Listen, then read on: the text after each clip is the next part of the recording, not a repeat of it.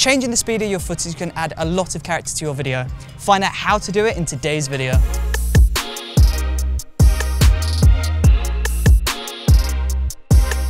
Hey, what's up? It's Chris from Brooker Films, and yes, in today's video I'm going to show you how to change the speed of your footage in Adobe Premiere Pro. Now, before you film anything, you want to make sure that your camera is set to the right frame rate. If you're shooting in 24 frames per second and you want to slow this down, then you're not going to be able to do this correctly because your footage is going to look really choppy and really ugly and really amateur. So if you plan on utilizing slow motion in your final video edits, then you want to make sure that your camera is set to a higher frame rate.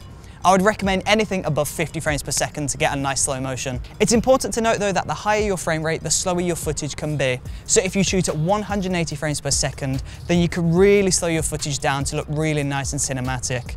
But if your camera can only do 60 frames per second, then by all means just use this setting because that's more than enough. So now that we have our footage and it's inside of Adobe Premiere Pro, we want to double click the video, scroll up to speed/duration, and to slow this down, we just want to pull the number below 100%. So if we want to slow our footage down into half speed, then we should change this number to 50%. And then if we're going the other way, you want to double the speed of your footage, you want to change this percentage to 200. And that's it. It's a really simple, really easy effect to do. Don't forget to subscribe and push that bell icon. I will see you next time. Thank you for watching.